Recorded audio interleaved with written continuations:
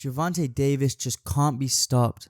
So we all just witnessed Gervonta Davis score his 28th knockout against Frank Martin, taking his record to 30-0. Not to mention giving him a new KO percentage of 93%, which is just ridiculous and makes him one of the biggest power punchers in boxing, which we already knew. And wow, what a fight that was. So let's talk about it. The build up for this fight was nothing unusual, considering Tank had faced a lot of issues coming up to the fight, like going to jail and other things, but that clearly didn't affect him much. However, Frank Martin did look like a zombie on the scales, which a lot of people noticed, so he definitely struggled to make weight. However, on the other hand, Gervonta Davis didn't have any problem making weight, which shows that Frank Martin probably is suited for a higher division next fight. He looked really weak at the weigh-in and was even sitting down at points, which probably shows how tired and worn out he was just from cutting weight. A lot of people in the build-up were saying Tank was acting kind of weird, which I can definitely see, and I broke this down in one of my other videos. That was basically a prediction of this fight, and I think it's fair to say if you've seen that video, I predicted this fight pretty spot on. But now to the fight. Both had decent ring walks, and let's mention Tank's chrome heart shorts. They were fire. So for the fight, in usual Tank fashion,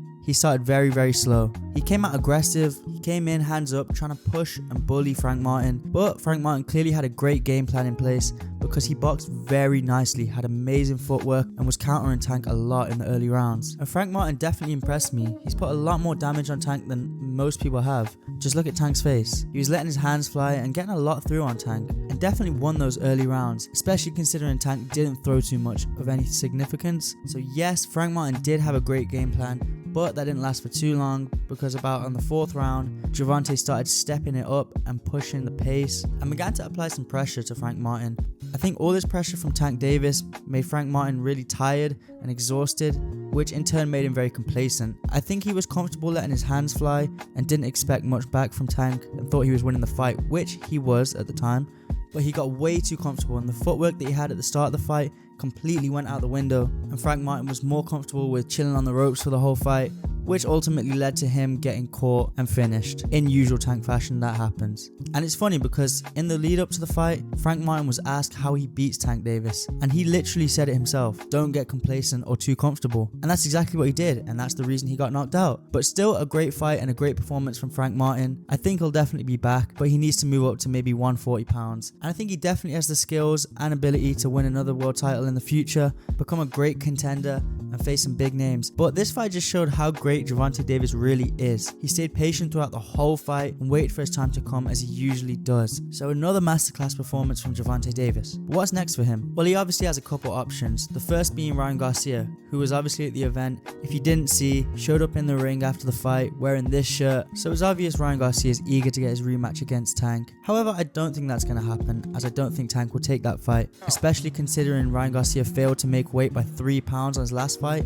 143.2, 143.2. So he couldn't even make the 140 pound division. Something tells me that Tank is not going to go up to something like 145 pounds to fight Ryan Garcia. So I would completely cancel that fight out. Another option is Shakur Stevenson, and I don't think this fight will happen for 2 reasons. I think Shakur's heavily ducked, and I don't think Gervonta will want to fight him, especially considering Shakur's not as much of a big draw as other names, and it's a high risk, low reward. I spoke about the whole Shakur situation in this video, so I would highly recommend you go and watch that video too. So for many reasons, I would cancel Shakur out. However, the last and most likely option is Vasily Lomachenko. With no one else really that's a big name in the lightweight division, Vasily Lomachenko is still a fairly big name, and although yeah, he's coming to the end of his career, he's probably still a decently big draw, and in Tank's mind could be one of the easiest fights compared to Ryan Garcia or Shakur Stevenson. And for many reasons, I do see Gervonta dominating that fight too. Could be a little bit different and could be a really tough fight for him, but I do see Gervonta taking that one. Not to mention, before this fight,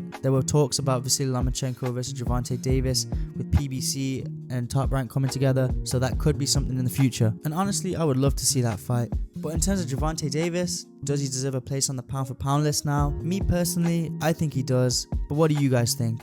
Should he be considered one of the top names in boxing, or has he still got some time to go yet? Let us know in the comments what you think. If you enjoyed this video and want to see more, make sure you hit that subscribe button and turn on post notifications so you don't miss an upload. Anyways, that'll be all. I'll catch you in the next one.